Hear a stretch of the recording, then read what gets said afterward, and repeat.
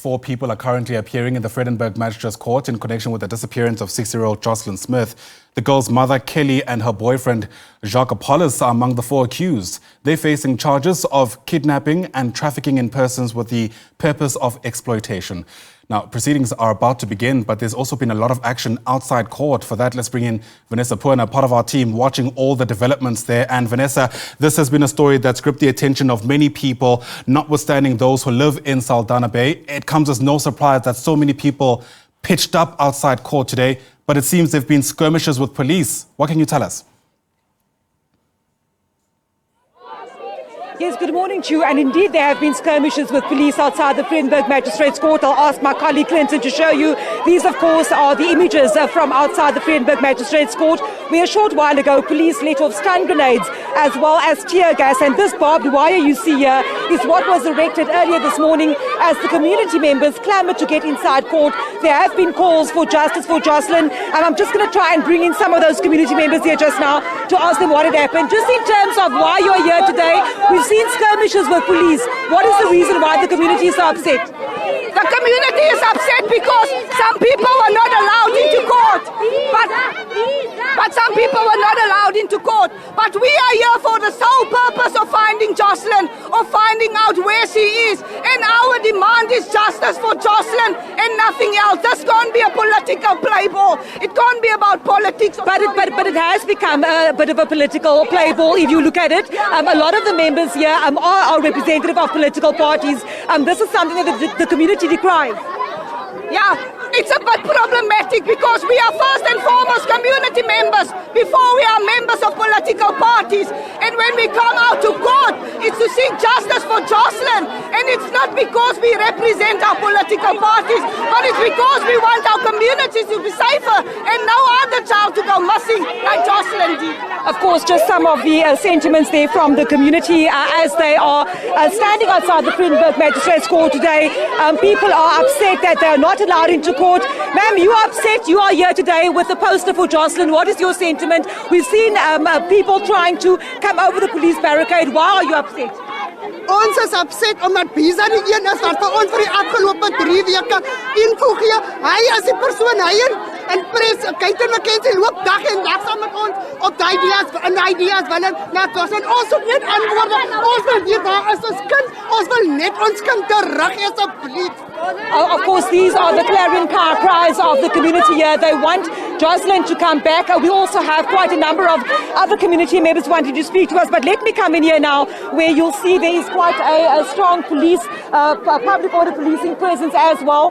We are still at the scene outside. The suspects have not yet been brought into court. We understand that those proceedings are due to get underway in a short while. Of course, outside there is still much drama here.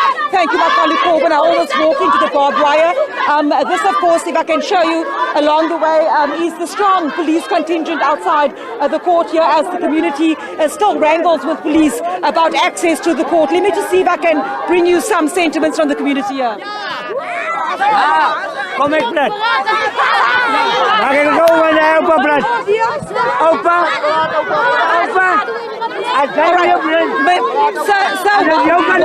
Why are you so upset as the community? Why are you trying to push back against the police barricade? I didn't want to push him. We didn't push him. They don't want The community want Bisa to go in. Why can't he go in?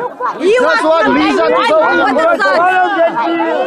Why can't Bisa go in? Just some of the sentiments there, of course, some great dissatisfaction at this moment in time, because we understand that social media influencer as well as the Western Cape organizer for the Patriotic Alliance, Ashley Sauls, known as Umbiza, he's standing right in front of the police over here. If you can have a look-see, there has been issues about him not being allowed into court, and that, of course, is also the clarion call of these concerned residents. Of course, we mentioned earlier on that there has been quite a bit of politicking around this case. Sadly so, community members are saying that they are interested in finding the child ahead of politics, but outside here you'll see quite a number of people with political party banners as well as T-shirts. So it is really safe to say that this matter has now become quite a bit of a political football We also have to be cognizant that we are just 2 months shy of the general election. So, yes, we have seen quite a bit of politicking in this case. A short while ago, I also saw the Western Cape Police Commissioner General Tembisile Patukile here at court yesterday. He told us that he indeed has had a meeting yesterday with the forensic lab in Plattekloof.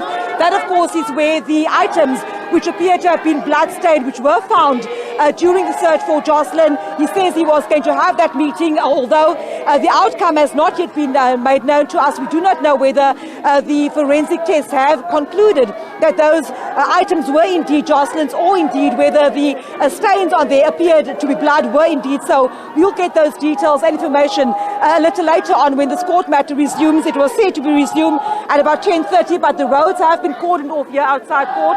So we'll keep you updated with the latest information as and when it happens. Yeah, and Vanessa, we're going to try to stay with you for as long as we can. I'm aware that you do need to get inside court at some point, but it appears, at least from my vantage point, that there's a bit of a tense standoff between residents and police at this particular moment. I wonder to what extent you reckon police have a handle over the situation, though, in a context where it really does look that the situation is akin to dry timber and any spark could set things off.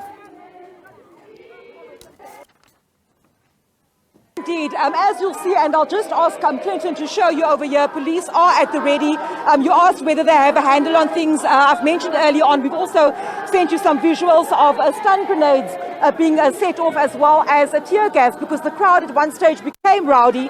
They had tried to remove the wire, the barbed wire barricade that police had set up outside the court. So at the moment, the road in front of the court has been cordoned off.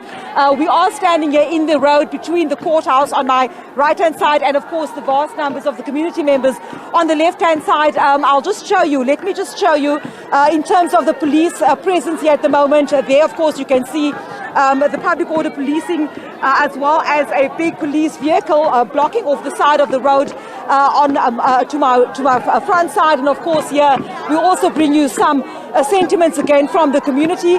Earlier on, also a group of people have called for the release of one of the suspects arrested in this matter, calling for her to be released. She, of course, was the fourth suspect that had been arrested and appeared in court here last week, as well as due to apply for bail today.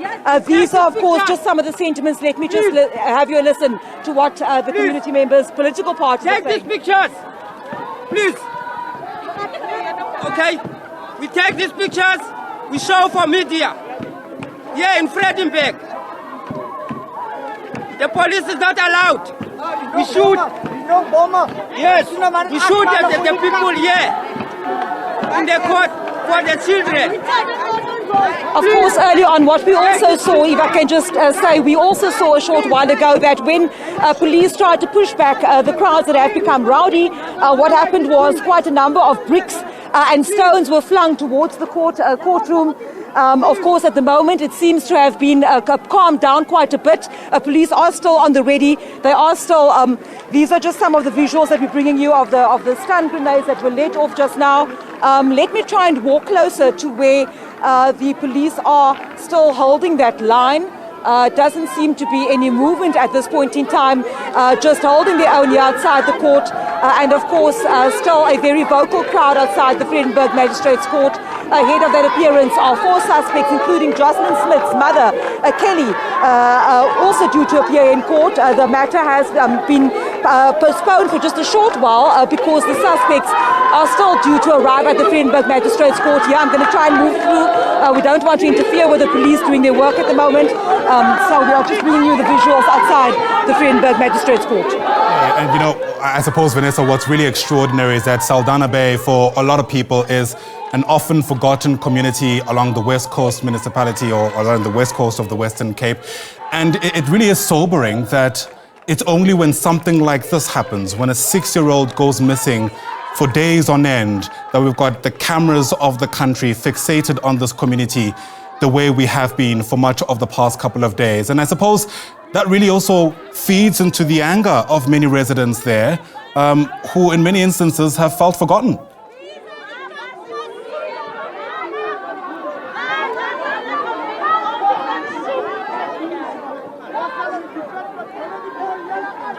Right, it appears that Vanessa may not be able to hear us at this stage. So let's do something like this. I mean, you might have seen some of those residents showing us the remnants of what appears to be tear gas canisters. Okay, it appears Vanessa might be engaging one of the leaders in that particular area. As soon as we are able to get any kind of sentiment from them, we'll bring you those visuals. But as the situation moves fluidly, it appears a van has now entered into the courtroom. You'll forgive the instability of our shot as we try to bring you some of those visuals around what may be taking place simultaneously within the court precinct, given some of the skirmishes and foilings that have taken place a stone throw away, because part of what residents are worried about, at least from the sentiments that we were able to glean from residents who are there, is that they're not able to actually get inside the courtroom itself. Residents, you might remember, have always been a part of this ongoing and, dare I add, desperate search for these suspects.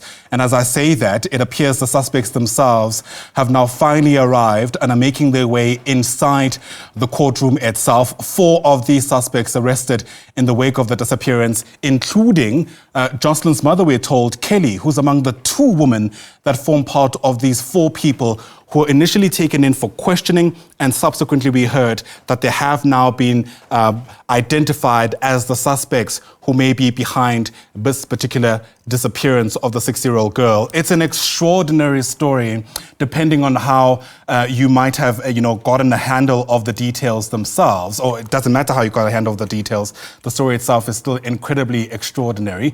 Part of what happened early on, of course, as I mentioned, is that there were skirmishes between residents and police, the situation easily turning violent. And what we're bringing to you now is that moment, or at least the lead up to it, where tear gas, stun grenades, we're told, also going off at some stage. Residents hanging onto that barbed wire, as you can see, with their bare hands. And that really speaks to just the anger that's precipitated over this particular story. Let's just listen in to the sights and sounds of what happened.